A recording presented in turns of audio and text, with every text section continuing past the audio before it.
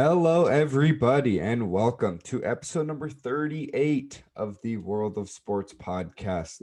My name is Diego Sandoval, joined, as always, by my co host, Logan Ring. Logan, say what's up to the people. What's up, everybody? We've got a nice little episode for you guys. The biggest piece of news that's happened in sports this week was for sure the NFL draft last night. We are recording this Friday, April 30th. So it happened on Thursday, April 29th. Um, yeah, a lot of moves in the first round. I'm just gonna run through them and my thoughts on it, and then the last segment of this podcast will be us kind of diving into the NBA play-in scenarios that could go down this season. The play-in, we'll talk about it a bit later, but it's somewhat new to the NBA. It happened last year, but it looks like it's sticking around. And there's a lot of different situations that could happen uh, in those games and leading up, as we have about 10 games left for each team in the NBA regular season. So exciting times in the NBA world. Before we get into it, as always, make sure to, if you're listening on YouTube, like, subscribe, comment. If you're listening on Apple Podcasts, Spotify, give us a rating, give us a follow, do all those things. And then follow us on our social medias, Instagram and TikTok. TikTok has not been too active recently. However, as summer becomes summer and school stops, it will be posted on more. And then Instagram, we post, weekly content. Sometimes every so often we post, an extra post here and there that you don't get here on the podcast. So if you want extra content, go over there to our social media page. You can find us by just looking up the World of Sports podcast. Let's get into it. We're going to start off with the NFL draft. Just a heads up, you're going to be hearing a lot of my voice. If you are not familiar with this podcast, I'm kind of the NFL talker, so to speak. Yep. So jumping in, as expected, Trevor Lawrence and Zach Wilson went 1-2 to the Jaguars and the Jets. Um, Trevor Lawrence knew he was going to Jacksonville probably in December, and Zach Wilson kind of became apparent a couple months ago. So no surprises there. The big surprise, kind of when everybody thought the draft really started, was when the 49ers made their selection, and they went with Trey Lance. I like the pick. I would have. I like Justin Fields more than Trey Lance, um, but I get Trey Lance is a lot more of a. I feel like raw talent that you're gonna have to work with a little bit more, which I guess the Niners wanted. Um, I wouldn't have liked Mac Jones at 3. I think that's way too early, and for what they gave up to trade up to the number 3 pick, Mac Jones just wouldn't have been worth it in my opinion. I feel like he would have been there if they hadn't traded at all. So I like the Trey Lance pick. He's definitely, you could call him a project, but he's going to come in and he's going to start. I think they're going to trade away Jimmy G. But I really like Trey Lance. I had him going a bit lower, and obviously, like I said, I had Fields going to the Niners, but that was kind of just what I would do, and it makes sense, I think, for the Niners. Lance fits Shanahan's offense, but I think it's a good pick. I think it's a lot better than if they had gone Mac Jones. It really was a toss up between Lance and Fields for me. Now, the Falcons decided to go the best offensive weapon in the draft, Kyle Pitts. He is the highest drafted tight end in NFL history at the number 4 overall pick. And Kyle Pitts is honestly just a big wide receiver that can line up wherever he wants on the field. He just has the tag of tight end. Um, I mean, he's an absolute monster. And if they want to, kind of try to run it back with Matt Ryan and Julio Jones, Kyle Pitts is an obvious just monster upgrade at the tight end position.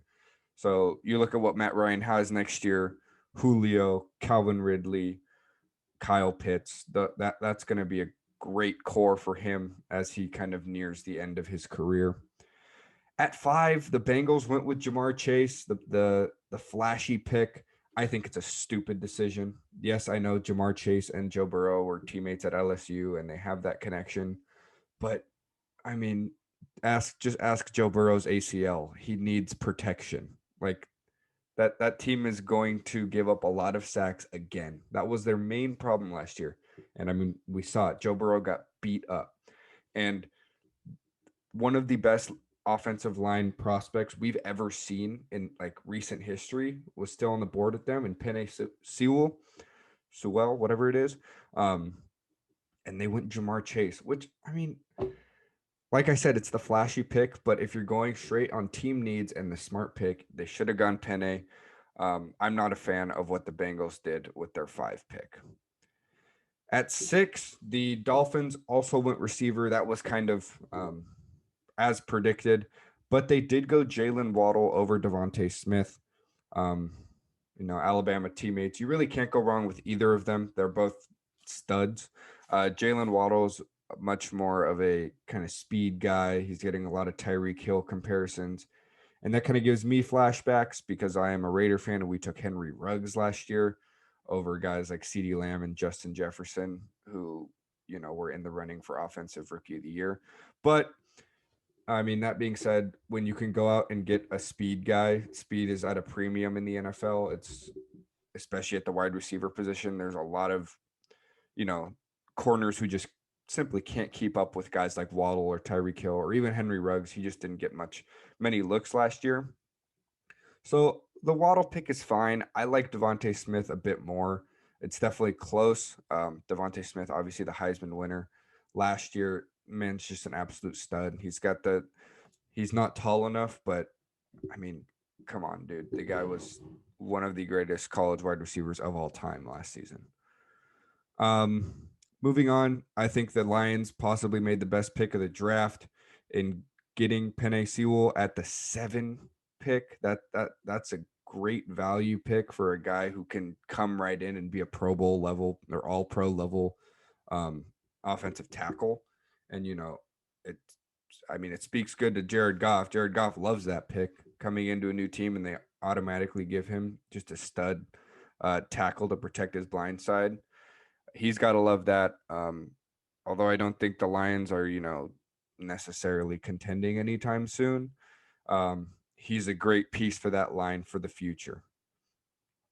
And the Panthers at 8 really confused me because, I thought they were going to go a guy like Rashawn Slater, offensive tackle, to help out their new quarterback, Sam Darnold, but they went defense. They took J.C. Horn, cornerback.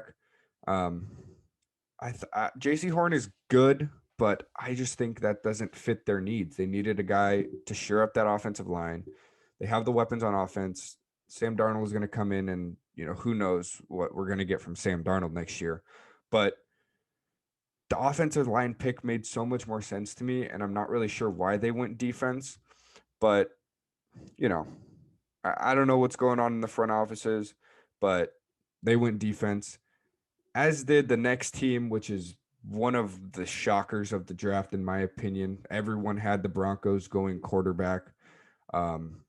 It's pretty obvious that, they traded for Teddy Bridgewater for whatever reason, and they still have Drew Lock, a guy who I think is a failed experiment.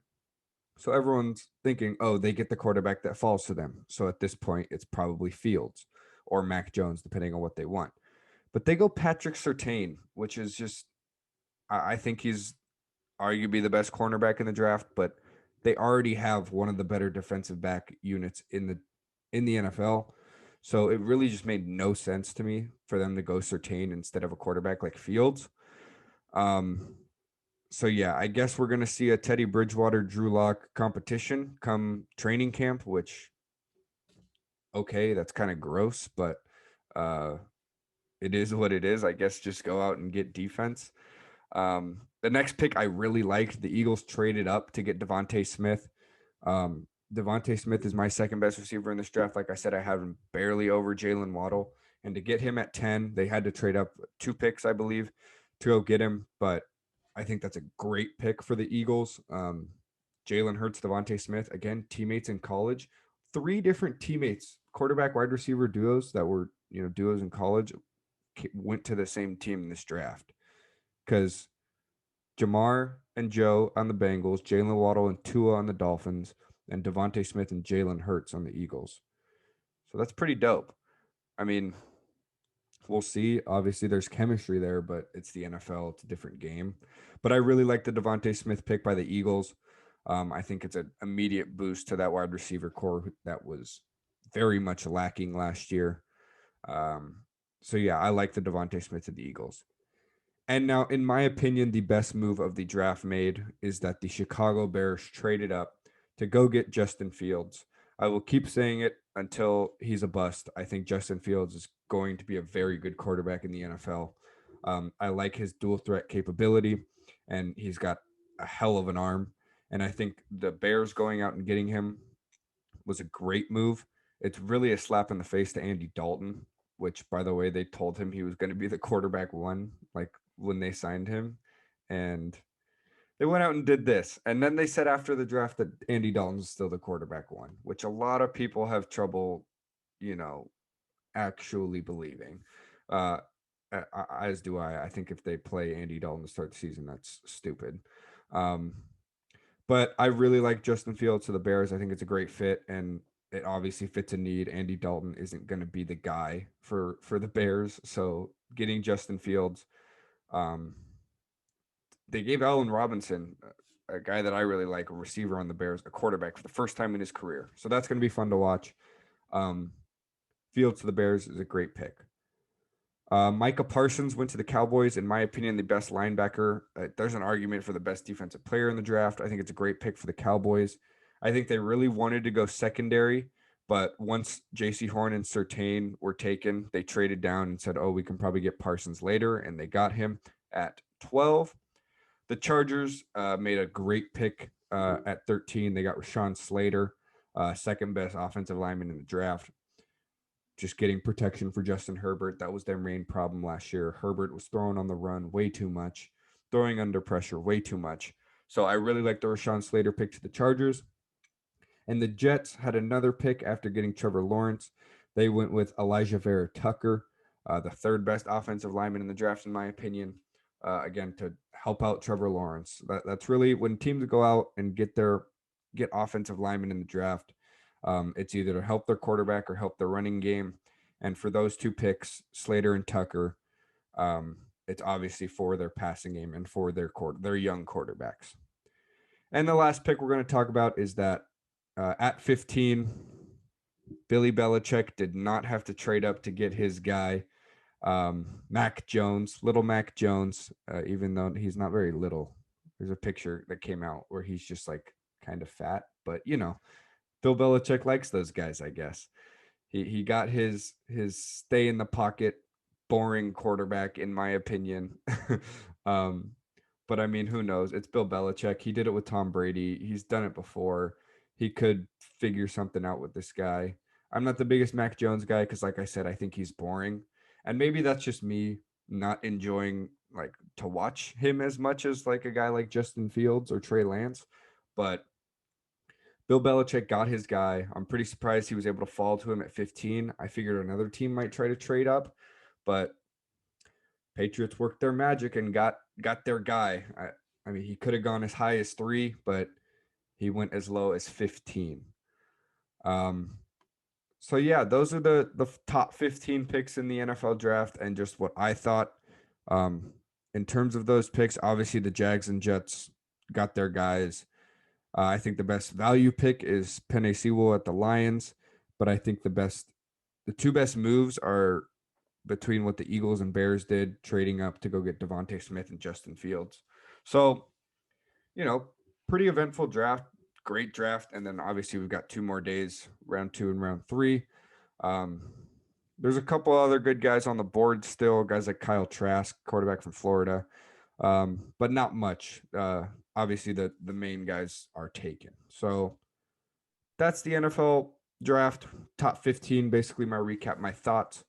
Let's move on. Let's get Logan in here. The NBA play-in. So, if you are unaware, the NBA play-in is kind of a new thing. Um, Basically, what it is before last year, 1 through 8 seeds made the playoffs. That's just how it's always been and how it always was. But now this play-in is basically bringing in the 9 and 10 seeds as well, and creating this little kind of tournament between the 7, 8, 9, and 10 seeds. Basically, how it goes: the 7 and the 8 seed play each other in one game. They're one game series, so it's just one game.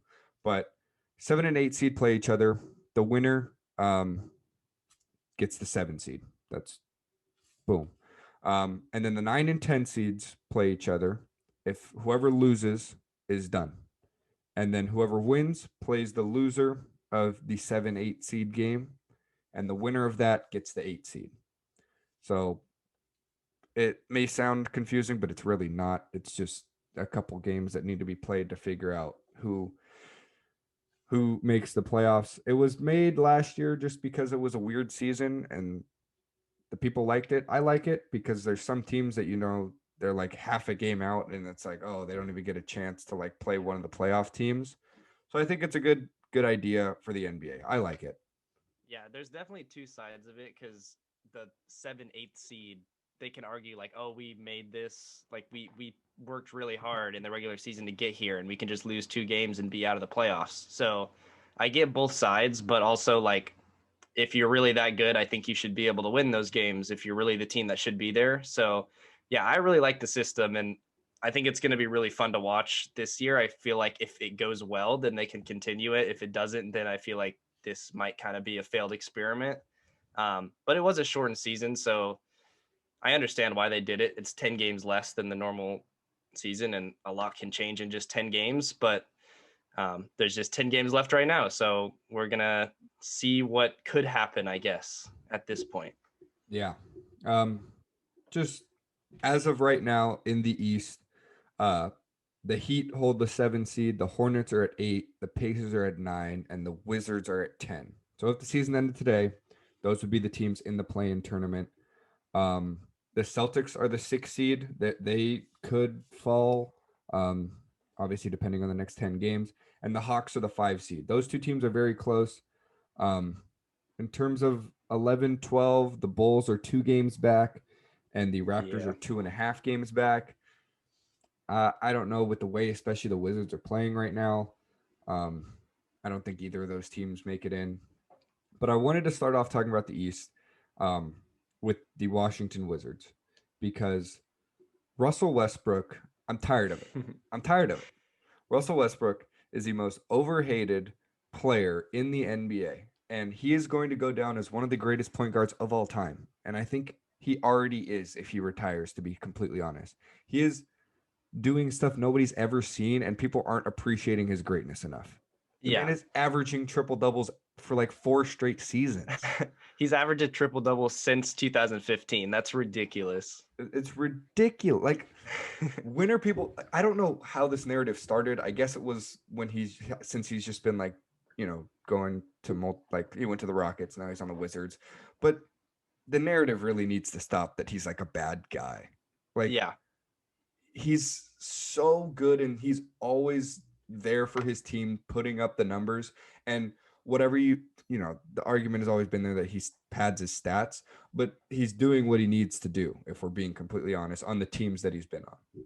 Yeah, and when he gets better stats, his team wins more. So, Exactly. first of all, the narrative that he's like a bad teammate is just false. Like every single teammate he's played with, basically, other than Kevin Durant, who didn't like playing with Steph Curry. Yeah, So I Kevin don't really Durant think doesn't his count. opinion is great. They all say that they like him. And he makes like Bradley Beal is the leading scorer. I don't know if he's 0.1 less than Curry right now or whatever, but doesn't matter. Paul George was an MVP candidate when he played with him. He, I think, elevates his star teammate as well. And I mean, they say that they like playing with him after they're done playing with him. So I don't think they're just saying that to say that. And then when he's getting these triple doubles, his team is way more likely to win.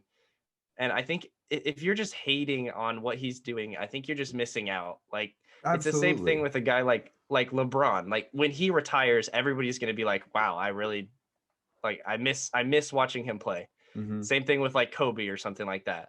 Right. It's just you need to appreciate these people when they're here. And like Russell Westbrook, I think is like 32, 33. So he's if this is his prime still, I don't think it is because how good he was in like 2017. Mm-hmm. But this might be one of his last years of greatness. So I'm so excited for the playoffs because I think him and Bradley Beal, I don't want to see them in a 1-game series. Like if I'm the Pacers, that would suck. Dude, one game, this team can light up anybody, in my opinion. Like Yeah. on the right night, if Westbrook drops his 30-point triple double, which by the way, the fact that I say 30-point triple double and that's not like insane, like come on. And then Bradley Beal goes and drops 40, like, and that team has, role players. They're decent, but I mean, if we're being honest, it's Westbrook and Beal show in Washington. But yeah, I mean, to your point, like just having a guy put up a triple double every night and just being like, oh yeah, like that's what Russell Westbrook does. Like the NBA 5 years ago, 7 years ago, if a guy puts up a triple double, like a couple triple doubles in a season, it's like whoa. Yeah. But this man is doing it for like half the games in a season.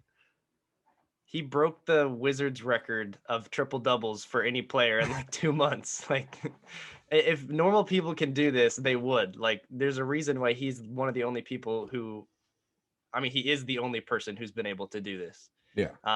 So yeah, I like the Wizards. I like Russell Westbrook. I And want then Bradley Beal to succeed. yeah, Bradley Beal also deserves all the credit in the world because Russell Westbrook came in and obviously helped him a lot, but Beal's been putting up scoring numbers like this for a couple years now, and he finally got his All-Star starter nod this year. And it's nice to see Bradley Beal starting to get his recognition because I've heard talk that he's being overrated now, but I don't think he is. He's leading the No. league in scoring, so it's like he definitely deserves a lot of hype. Like if any guy led the league in scoring, he deserves so like as much credit as he needs. So I just really like Westbrook and Beal together. I think it's a fun duo. Yeah, I do. And then if they were playing the Pacers right now, I feel bad for the Pacers because they get injured every year. Yeah. I think Sabonis is out. I think he'll be back by the time of the play-in. But I TJ think Warren, I think Brogdon no. got hurt last night too. But it's just sad. I want to give a huge shout out to Karis LeVert because he has come Yeah. in and made an immediate impact after all the stuff he went through. Um, Obviously a great story. I don't think anybody is hating on Karis LeVert or is, wanting him to do badly. So it's a great story and he's come in and become one of their top scoring options. Obviously there's guys that are hurt, but he's doing his thing. But like you said, I honestly don't think they beat the Wizards. Yeah. The Wizards are 9-1 in their last 10 games. Yeah, that's ridiculous. And yeah, they figured something out. Mm-hmm. The Hornets, they're getting LaMelo back, so that'll be fun. Yeah. But Gordon Hayward is they don't really know. Like he's been out for a while and they don't really know. But they're an exciting young team, so it's good to see them already kind of competing. Yeah, Terry Rozier's had a insanely good season. I think Boston's kind of really regretting paying Kemba Walker a lot of money when Terry Rozier's been better. Yeah. But they've been staying afloat. I mean, they're 30-32. They're hovering around 500 even without LaMelo. And I think LaMelo, I don't know if he's going to win Rookie of the Year, but he was the obvious Rookie of the Year before he got hurt. So he helped that team a lot. And guys have stepped up. Miles Bridges has been insane the past few games. Yeah. And they would be playing the Heat. And I don't think that's a great matchup for them. I don't think that's a great matchup for anybody. The Heat have had a ton of injuries, and they're on the 7th seed. They've been like hit by COVID, probably one of the hardest, along with the Wizards. Oh, I wonder why. Maybe they're in Florida. Yep. But yeah, I don't think Charlotte wants to face the Heat. And the Heat are tied with the Celtics, but the Celtics, I think, beat the Heat. That's why they're the 6th seed instead of the 7th. So I could see them moving into the 6th or 5th seed, depending on what happens. Like one game, if they win and the Celtics lose, they're in. So like it could be the smallest thing that happens. But yeah, I don't think anybody wants to face Miami because they were in the finals for a reason. Yes, it was sort of a fluke, I think, but like you can't just fluke for an entire playoffs and win like 2 games in the finals against LeBron James and Anthony Davis. Like they are a good team. Especially if they get or once they get Victor Oladipo back, It's a more complete team. They've been playing on a crutch. Yeah. Whoa. Huh. LeBron James might return tonight. Oh, He's testing sweet. his ankle before tonight's game. That's great news. Um, actually, maybe talk about the Lakers a little bit when we get into the West. Yeah. But yeah, I agree. I don't think any of these teams in the play-in want to play the Heat or the Celtics, really. I just think there's a pretty big jump between Wizards, Pacers, Hornets, and then Yeah. Heat, Celtics. Um, and then what's the Hawks are also up there, who, since they made that coaching change, have looked really good. Yeah, they have. They don't have any playoff experience, so that could hurt them. But they've looked really good. I mean, it's been a completely different team, and they've got a bunch of people back. Bogdanovich has been really good. Gallinari's been solid. He's one of the veterans that can help the team. He's been in the playoffs before, but they are a game ahead. So yes, they could slip down there, but I would expect maybe Boston instead. But I mean, I don't know. Those teams are more experienced. So if the Hawks slip a couple of games, then that could definitely happen too. Yeah. And then, like we said, Bulls, Raptors, I don't see them making the Yeah, jump. I think the 10th seed up is kind of set. Yeah. Um, I'm looking forward to Wizards Heat matchup. I think the Heat would win it, but I think Westbrook and Beal would make it exciting and make it fun. Um, Same with Wizards Celtics. Um, I don't know. We'll see. Yeah, and also if Miami goes to the 6th seed, they're facing Milwaukee in the first round.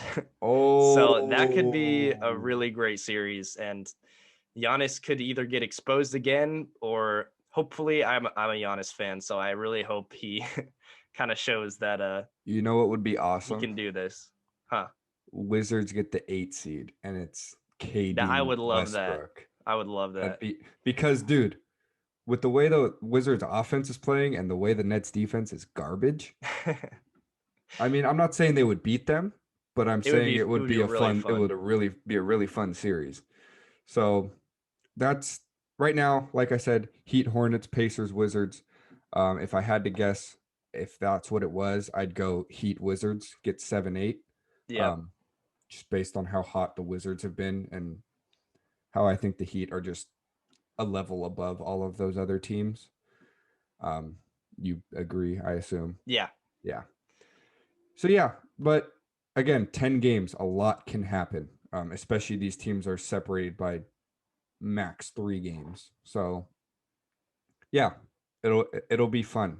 Now in the West is a kind of an interesting one because right now 7, 8, 9, 10 is Blazers, Grizzlies, Spurs, Warriors.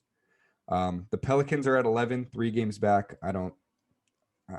They might be able to make a run, but 3 games in 10 games left is tough, especially when you got to catch the Warriors and Steph can do what Steph can do.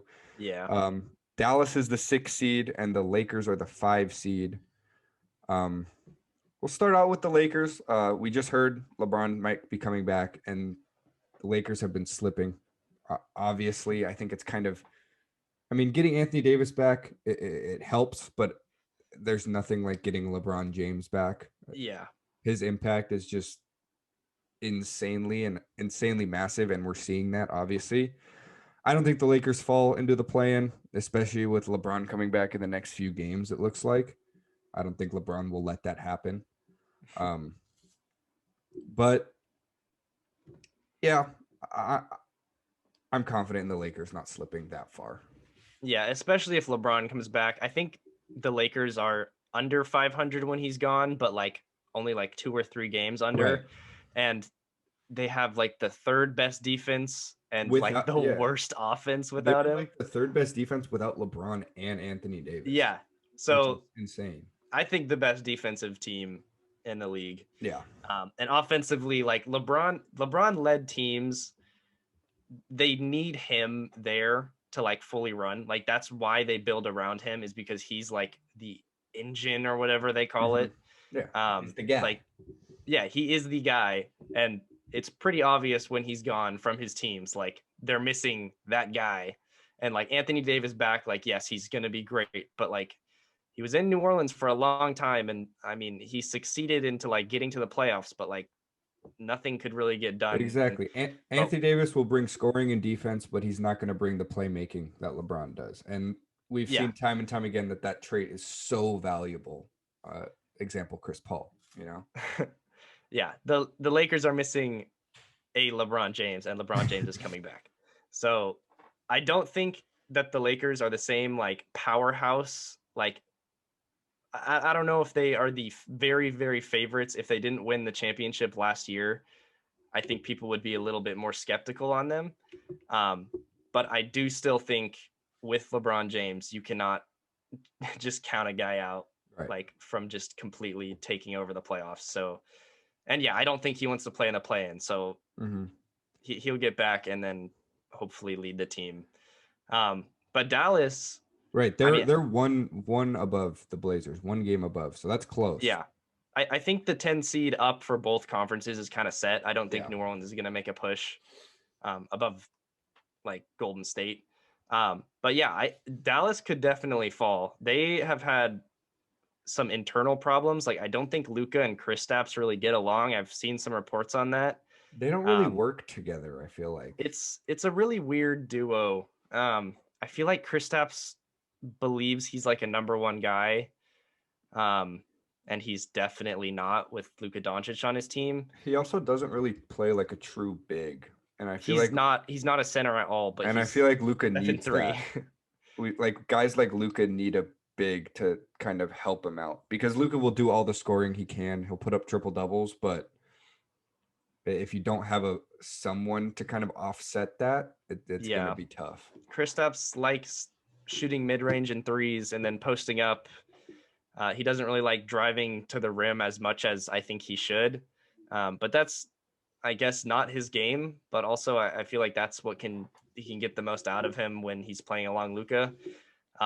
So I don't know about Dallas's future because they're paying these. I mean, Luka is gonna get a max, super max, whatever. I don't know what it's called. He's going to get every penny he wants. All the money that he can get, and then Kristaps, I think, has a lot of like 2 or 3 more years of max money. Yeah, he's getting paid. Um, so I don't really know if they're going to be able to trade Kristaps, if they're going to look for that. But I mean, they are a good team. They had last year, I think, the best offense of all time, which is so weird to say, but like, I guess statistically it happened. Hey, they almost beat the Clippers. They did. I think with Kristaps they could have. So Yeah. hey, I don't know. Maybe playoff Kristaps is something that we haven't really understood yet. And playoff Luka did seem like it was a thing. Oh, yeah. So I think it's exciting either way. But they are ahead of Portland, and Portland has been so bad. I don't think people realize how bad they've been. Because they were so good without CJ. And he without comes back CJ and without Norman Powell. And it's just like, what is happening? And I have Damian Lillard on my fantasy team. So like I'm paying attention to what he does. And he has not been like the clutch Damian Lillard that we have seen in the past, I guess, when CJ McCollum was out, and in the past his whole career, I guess. Like that's the only reason they were winning. Mm-hmm. Like he just took over almost every single game, and now they're losing by like 1 or 2 points. They've done that like 10 games in the last 20, it feels like. And yeah, you got to feel bad for Dame a little bit because he's a great player, obviously, but you can't lean on a guy that heavy in the fourth quarter. It's bad. Like you can't just say like, oh, Dame's going to give us 20 in the fourth. Like, no, like you're not going to win games like that. Also, like, I really like Norman Powell, but I feel like him getting traded to any, I guess, playoff contender, I don't know what you would call it, a playoff team. I feel like the Blazers were like the worst fit. I didn't understand it. They have Damian Lillard and CJ McCollum, both like 6'3" or under, and then you add another 6'3" guy to play alongside them, who is a really good shooter and I guess a good scorer. Like he's a very good player, but like, do they really need another one of those guys? I expected more from a fully healthy Trailblazers team. Yeah, it on paper this seemed like one of the best teams Damian Lillard has ever played with. Mm-hmm. And they looked like they could be like with all the injuries, they still were really good. Mm-hmm. But they've just been slipping like constantly. So I'm kind of nervous for them. I think in the playoffs, like if they played Memphis, which is what's lined up right now, I would expect them to beat Memphis again. That's what Mm-hmm. happened in the play-in last year. Um, but we can't talk about Memphis. They just got Jaren Jackson Jr. back. Yeah, Um, that's a big help.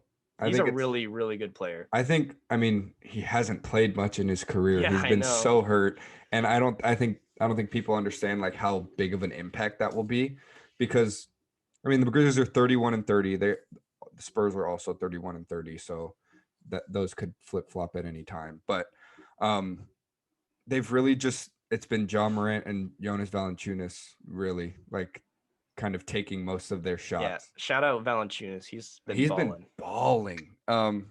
Dylan Brooks has had a solid year too. Kyle Anderson has been good. So they've got like solid role players.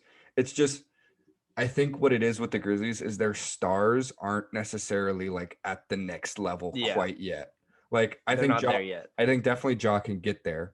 I think Jaren Jackson can get there if he stays healthy.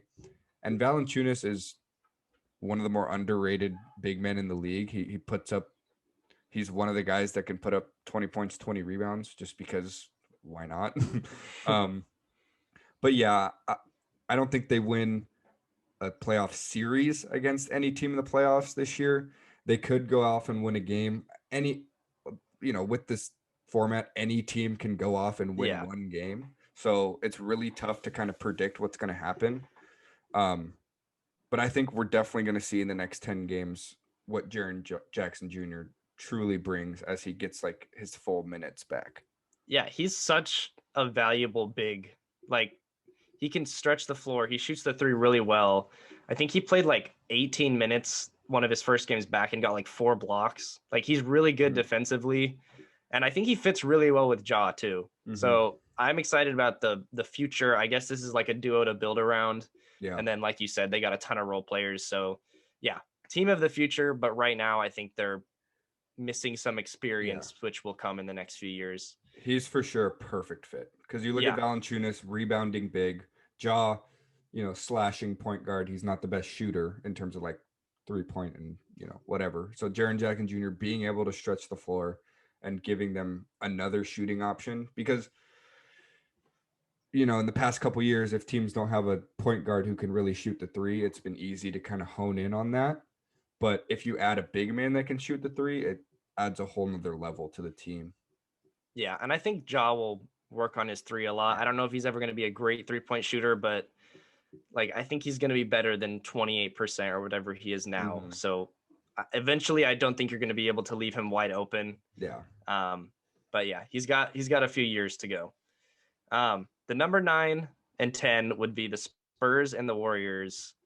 Um, I don't want to count the Spurs out, Yeah. but it just seems like Curry is going to just like go off in the play-in game, which he might not, but like I don't know. You can't Superstar, one of the greatest of all time. I just can't really see it not happening for some reason. I wouldn't be surprised if Curry led them to win both play-in games. Like, Yeah, just I don't know if it's going to happen, but I 100% would not be surprised just because his ability to go up and piece you for 50 points every night. So yeah, again, the Spurs are such a tough team to like predict on and like rank because they're like DeRozan, DeJounte Murray, and it's like, yeah, those guys are solid, but they're not going to go out and win a series for a team. So, they're coached really well. So I mean, maybe they have a scheme to go against Curry and just double team or triple team him. yeah, Which I mean, that would probably happen to be honest. But I don't know. I hate counting the Spurs out because they always prove people wrong and they're always just good. Like they mhm, had that streak of like 20 something years of the playoffs that just ended. And I didn't think they were going to be the 9th seed this year, but I don't know. They got some players that don't ever get talked about, but they're really good. Like DeJounte Murray is a very good player. So I think this could be a fun game. I don't think Spurs games are usually fun, but Yeah. I think if they go against the Warriors like that, I don't know. We've seen Spurs Warriors battles, and this is not the same teams as they were, obviously, but like I don't know, maybe they got like something they want to prove. So I I think it could be fun. yeah, I really want to see, and I guess it could happen. I want to see Warriors Blazers. I want to see Yeah, a I was gonna say that. one Yeah, game matchup. Steph Dame. that would be I awesome. don't think anyone really ranks Dame above Steph anymore. I know it was a conversation like last year when Steph was hurt, but it's not a conversation anymore. You can stop having the conversation. But I think that would be such a fun matchup. Yeah, and Dame obviously feels like he has something to prove every time he goes out on the floor. So even if he doesn't score, or even if he's not like efficient, he's gonna be taking a ton of shots, and you know Curry's gonna be doing the same thing. So that could be a shootout, and I don't know, that would be a must-watch game for sure. Yeah. And speaking of matchups, if everything stopped right now, the Clippers and Mavericks would face off first round. So Nice. gotta love that. Um, yeah, that's all we got. We talked about the play-in, obviously, super exciting. 10 games left. And obviously, once the time comes, once playoff comes, we're gonna give all of our predictions, our bracket. It's gonna be good. And then I talked about the NFL draft and the top 15 picks and just what I thought about all of them. So yeah, as always, like I said earlier, follow us on our social medias, Instagram, TikTok, the World of Sports Podcast. Um, yeah, what should they comment on the Instagram post? Um, I want to see Lillard versus Curry in the play-in tournament. All right, comment all of that. Word for word, that same thing. Word for word, you must. Yes. YouTube, like, comment, subscribe, do it all. Apple Podcast, Spotify, like, follow, whatever you do on those things. Review that. Thanks so much for listening. And for my co-host Logan Ring, my name is Diego Sandoval. Signing off. Signing off.